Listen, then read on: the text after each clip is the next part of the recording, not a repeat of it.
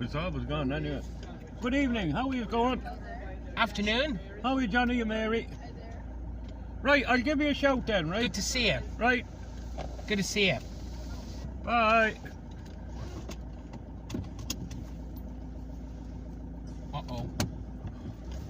Uh-oh. Good. Good though. I never saw the head, Jude. Uh-oh. Uh-oh. Uh-oh. Uh-oh. Oh, good Jesus Christ. Uh-oh. Something must be wrong.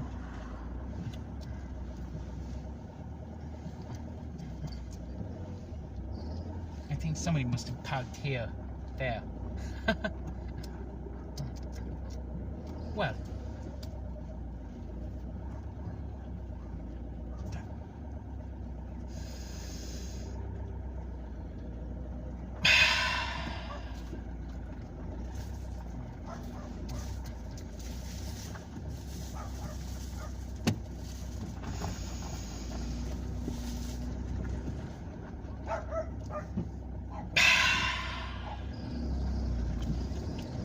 That's better. That's John Delaney's dog. John Delaney. Oh, he lives next door to Jude's, Oh, actually. that's a brother of Miley. Oh, yeah. That's right, mate. That's right, buddy. It sure is just right. Oh, that's right, Dad. That's right. I just...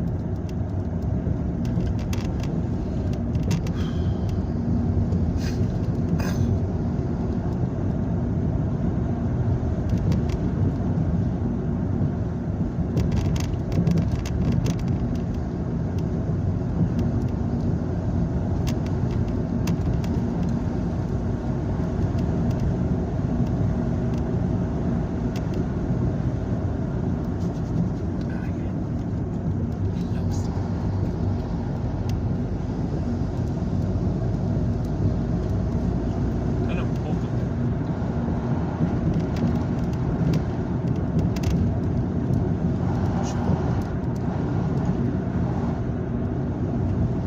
He's wrong.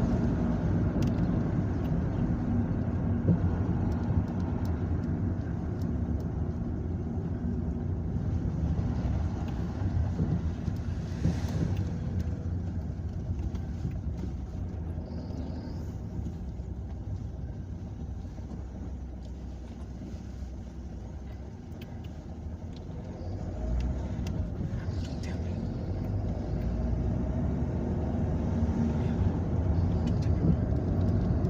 Don't tell me now. Don't let me down again. Out to the car. Right to the car. Right to the car. Voila. Oh, Joseph 14.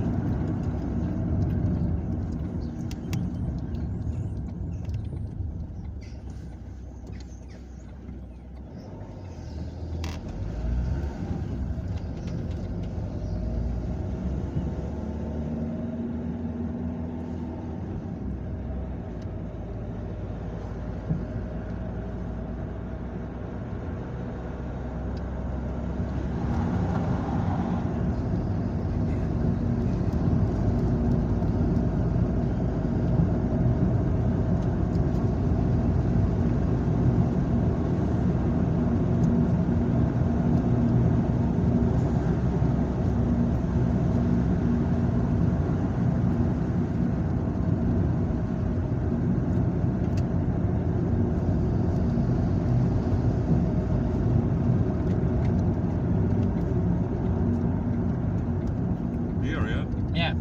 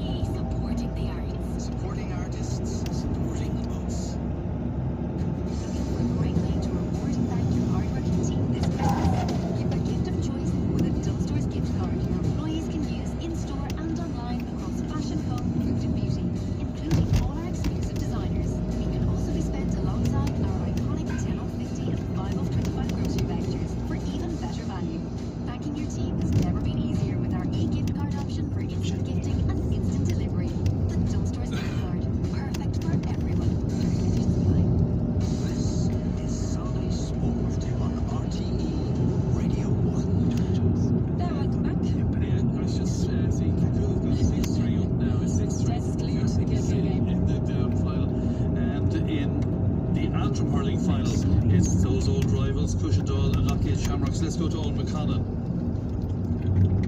12 minutes gone here, Des, and a packed Corrigan Park, and the sun shining very brightly. We can tell you it's Cushendall won 3, Lockheed 5 points. Lockheed started brilliantly with 3 fantastic points from play way out the field from James McNaughton, but what really brought Cushendall back into the game was a goal, and that came in the 6th minute, set up brilliantly by Joseph McLaughlin and finished very, very well to the back of the net by Joseph McLaughlin. It was a real good setup and a real good play. So it's very close, it's very tight, it's very tense. It's now level at 1-3 to 6 points with exactly 13 minutes gone.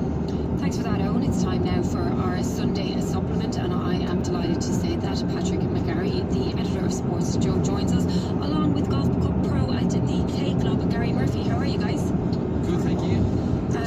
Great to have you both in, and I know that the papers are very much wall-to-wall rugby, and rightly so, because last night was such a seismic event for the Ireland rugby team, and we'll get to how it was covered a little bit later on, but we're going to just chat first of all about other things that were in the papers, because there was some other sport this weekend as well. Anything catch your eye, Pat? Yeah, it was. And I think I was hoping That's that the quite rugby would lift my spirits fun, after Friday night, the game against Greece, but that's not the case. But the one that I found very interesting, and all the papers kind of picked up on it. I saw Paul Rowan and Philip Quinn had written about it today. I suppose everybody would have, because Gus Poyet was basically making a play for the Ireland job. The great manager. Yeah. What did he say? He was basically saying how the fans are great. He sees everyone wearing green going to the game. He can see the passion, and he sees everybody wearing tracksuits. I was kind of curious about that, because I don't see too many people wearing Ireland tracksuits heading to games. Talking of dancing, came across like an underage. I must go down to see on Milwaukee someday. So yeah, and he said he'd be very excited to have a job like this, which is very strange considering that he's in the middle of an actual campaign, and they're playing the Dutch next as well. Maybe he was only being nice, being kind to us after. Or he's kind of feathering the nest just in case, But yeah, very interesting. And even myself and Gary were talking before we went in and just saying a lot of people have been having discussions for the past few weeks and months about who's next, because that seems like the way it's going to go anyway. And a lot of the names be very uninspiring. So when someone like Gus Poyet sticks his hand up, you're like, oh, okay. Yeah, but he's a match away from qualifying tomorrow. Yeah, but I think though, Des, from the support point of view, there is a big disconnect between Greek football fans and the national team, and that was a huge talking point ahead of the Ireland-Greece game, and even a suggestion that it might work in Ireland's favour. It obviously didn't, but maybe. Hello. Hi. Hold on now, hold on. Hello? Oh yeah. We're just going into Junction 14 on the way now. back. Are you? Yeah. I'm completely starving though. I see you are. I know. My goodness. Finally. Finally. I can. Brown bread. Yep, it's in the back seat of the car. Did she give you any apple farms? She did? Oh yeah, Oh good. that's right. Good job. Right. Will you get a carton of fresh cream, love? Yeah. Great. That'll take even longer than that. That would take, in that case, that really would take. Oh, Jesus. Well, it could take too longer than that. Tell the cunt, come on. Come on! Oh. Ah, well. Sorry, Dad. I'm really looking forward to this. Well, do you want to go back in? No. Not now. Next weekend, though. Yeah. We'll go to the one up in... Where's the other one? Up in then...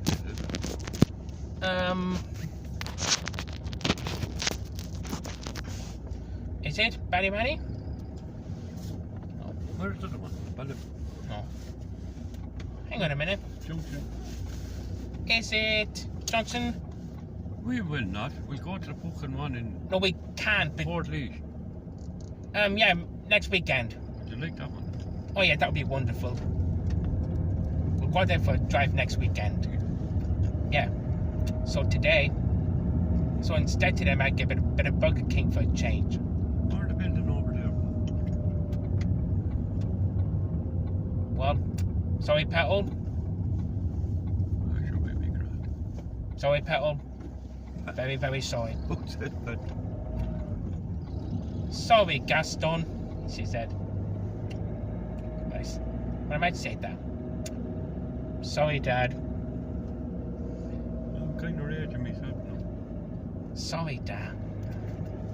Oh, sorry. Sorry. Sorry. Sorry. There's no mahoney says sorry. at the end of the world. Nope. Of course not. I swear to God. Swear. It won't be. No. I'm sorry.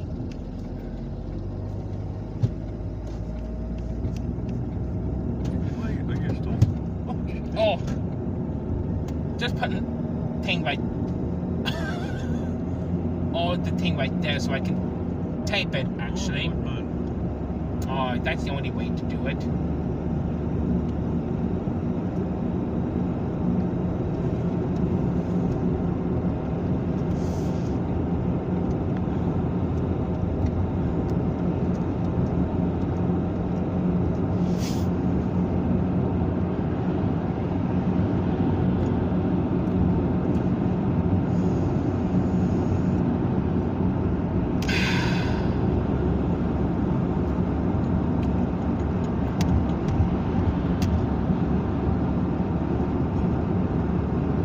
I'm just a bit tired, that's all.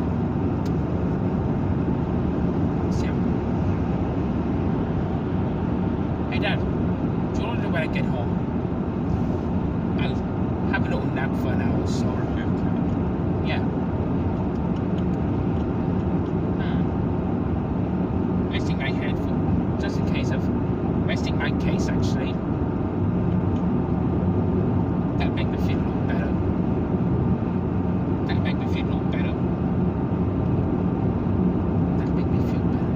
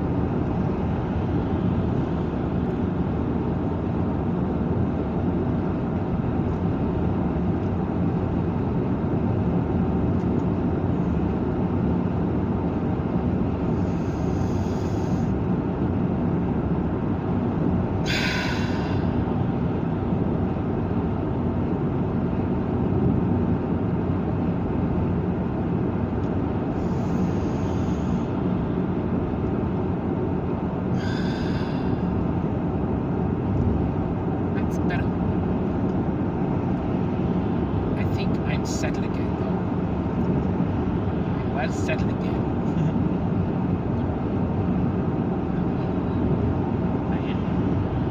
I understand.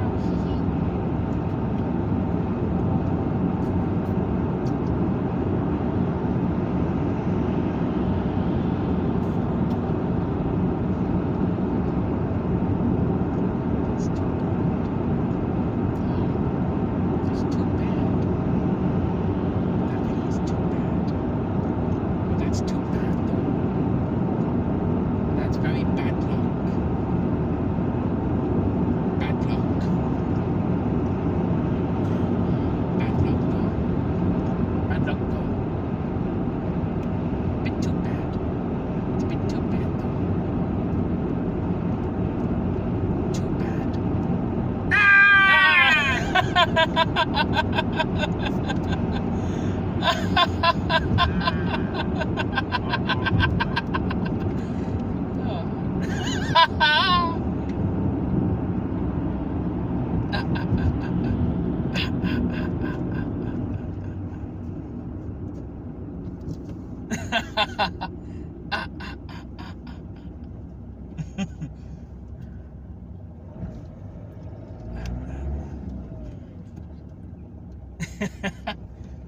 Oh.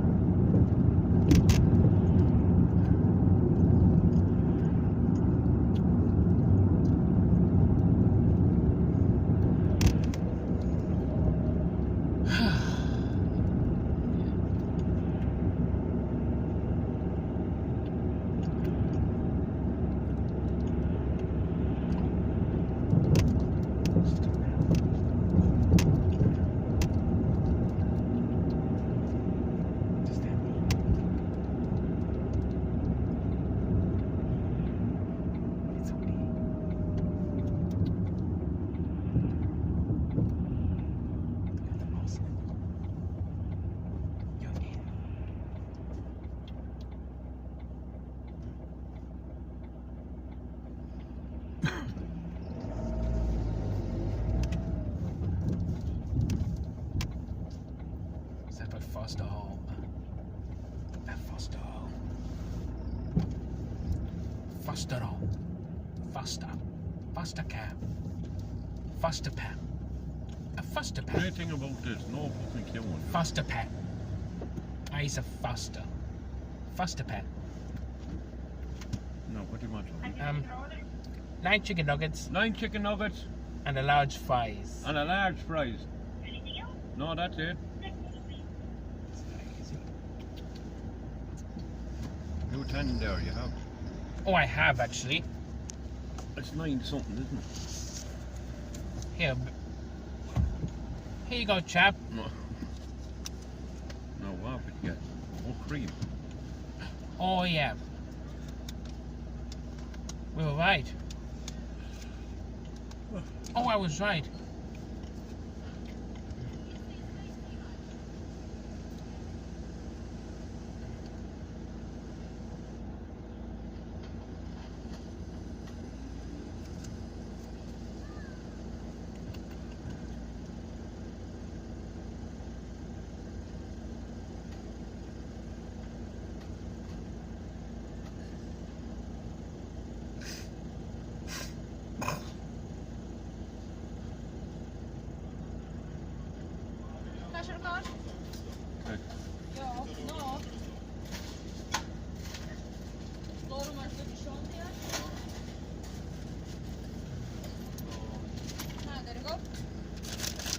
Technical thought,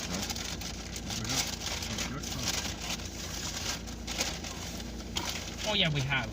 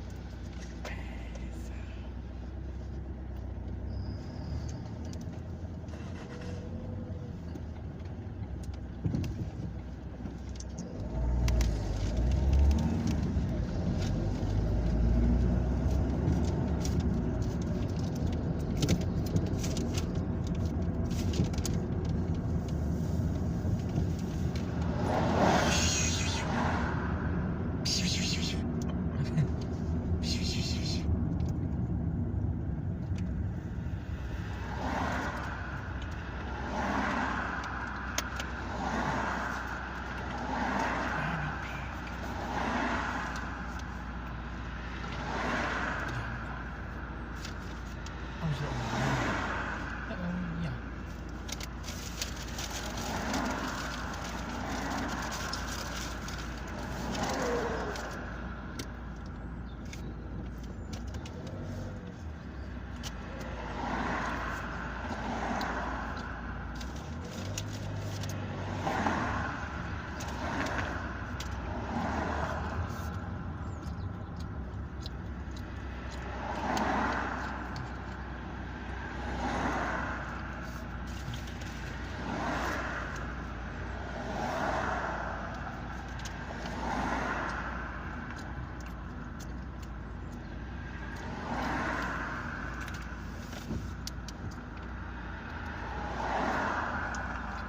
It's not going to happen. Like, but it's like that summed it up to him that like they did try that. This stuff he said he had to kind of hold his counsel on it. Like you can't tell people what's going on behind the scenes, but he just kind of knew that he tried hard and trying to get it back. Yeah. I was on the sports team for, that, remember Stephen Ireland, for those who don't remember.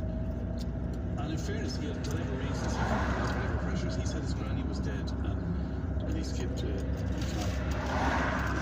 His granny wasn't dead. Yeah. It was a very weird story. You would say it on the radio. Yeah, I mean, you kind of think, where's your legitimate honour to play for your country? And that was obviously... Yeah, well, whatever is going on, people can have stuff going on in their lives, but, Yeah. but to have to say your granny's dead rather than, look, Be honest, can I skip the camp or something? Yeah, the personal reasons that players now often go with. Yeah, mad story. that actually is often then, yeah, it's said now, like, and it's a lot more, weirdly enough, like, that's probably a decade on, like, there is a lot more understanding now, I'm sure, just to say there's a personal issue, but yeah, it come out with the elaborate story. Even when, and I'll go back to Beckham again, the one thing that struck me from that Beckham documentary was that there was so much support for him from a mental health perspective. Nobody was actually asking him, was he okay? And there was nobody around him really that could take him aside. I'm just saying, look, there's still there's clearly something going on, but I would imagine that during that time, you just had to get on with it. It didn't matter. Yeah, because Harry Maguire was reached out back to this. Well, I think it's the other way around. Hurling on to that. Yeah. Oh, not yet. 5 points and 6 points between the sides in the two meetings so far this season. That would suggest there's not going to be a huge gap between them. As we know, Championship, the latter stages of it, a different animal. It's a long driven point from, is it going to Maher has indeed. As soon as he hit it, Paddy Keneally, you might have been able to hear the roar from him. It was a massive score from zone 65 in front of the dugouts. As soon as he struck that like a golfer after a good putt, he was turning away. He knew it was over. And here come Kildare again. They've just opened up a small gap, a very small one at that, 2 points after 9 minutes here. And here come Rato trying to respond. The ball played down the near side and the stand side here in Park Talton. It's massive bodies going flat, and Piper Heineman is in there trying to get it. On the wrong side, it's Niall McLaren and the referee is giving the free. Rato a little bit unhappy with that one. Keane Rogers is out there as well, number 17. I think that was a change that was announced when we heard the team, but definitely number 17 on the back. One of the Rato players who is Keane Rogers according to our program, so another switch or another change for Rato prior to the game. It's going to be a free to Kildare, which Keneally is standing over. It's just about a metre outside his own 45-metre line, so this would be a huge one. If he were to land it, he's thrown everything behind him. I think it's going to drop short though. It does indeed. Oh, yeah. It's batted away by a couple of Rato players who were going for that one, but it's broken back towards Nicky Potter, and he gets away. He tried to get the shot away. I think he was hooked as he did, so good defending. And that's gone wide. It was a really ambitious effort from Paddy Keneally. He obviously felt like he could get the distance, but he gave it everything he had. It wasn't enough. And Rato get the game underway again. Another puck out, but it's straight to a white shirt, and this time it's Lyle McNally who gets it. He tried to lay it off to Paddy Potter to his left. Paddy Potter didn't even to his left-hand side, but it was a little bit astray, and it's a ball into the full forward line at the other end of the field. We're trying to get something back here, but again, good defending. It's David Keneally, the captain, who comes away with it. Evan Fitzgerald now on his own 45-metre line, terrace side of the pitch, drives one forward. A couple of players going up for that one. It's broken away off the stick of, I think it was Mossy Corbett, who came away with that one. And we're told have won the free, bang on halfway in front of the dugouts. So again, O'Hanrahan, he was a little bit off of his first effort. He'll have another go here. This one's a bit more difficult than that first effort, which was fairly central. He's I loved him. about 5 or 6 metres in from the touchline on the stand side of the field. He's shooting into the hospital end, bang on halfway. He'll have the distance, no doubt about that, but will he have the accuracy? He'll put one wide already. O'Hanrahan doesn't miss too many, that's one thing we can say for sure. So here he is, Much was the looking wide. to cut the gap to 1 point with 11 minutes on the clock. It's a long one from O'Hanrahan. And this one has gone wide as well at the near post. So 2 wides for a toad, both of them coming from frees from Podge O'Hanrahan. If you're a free taker, probably not the ones you want to start with. You'd like a nice little easy sider from inside 45 metres, but those frees he's had, the 2 of them have both been on halfway and from difficult angles. Certainly the second one was. The first one was fairly central, but hasn't managed to get the accuracy yet. Here he is again though, O'Hanrahan. He looks like he was clipped there. Referee gave a free, played the advantage for the chop, but he's brought it back. So another chance for O'Hanrahan. This one is dead centre of the pitch, and it's about just a shade over halfway between the 65 and the 45. So slightly closer to the 65, but I would imagine he'll make no mistake with this one. Up he comes, O'Hanrahan, and he has found the target on this occasion. So an opening point for Podge O'Hanrahan, and we're told to cut the gap to a 1 point margin. We've had almost 5.5 minutes here. They've flown by as well. It's been a really lively start to this senior hurling final. Long ball played in by Brian Kelly. Again, it's in towards that man, Brian O'Halloran. He's got 2 shirts, 2 Ratoath shirts around him. Looks like Ratoath have wised up to that particular tactic early on. They've dropped somebody back in front of O'Halloran, but they've lost possession. Ratoath on their own 65 metre line. It's with Paddy Keneally. Lays it back, and the shot comes in from a long way out. It's going to drop into the hands of the keeper, Garrel Crowley. Fumbles it momentarily, but he's been dug out of jail there by his defender. Defending initially from the keeper, coming out to close down the space. And it's number 6, Ben McGowan, who went in there to help him out. On clearance, but again, it's a Kildare player to pick it up. Play down the line. Inside the Ratoath 45 metre line on the stand side of the field. Gary Kelly scrapping for possession there with a couple of Ratoath players. And eventually it's Jack McGowan who tidies things up and lays it off to Ben. Long ball forward, it's a good one as well. Into the corner. And it's with that man that we mentioned a few moments ago. It's a flying score. Keane Rogers, number 17, is back.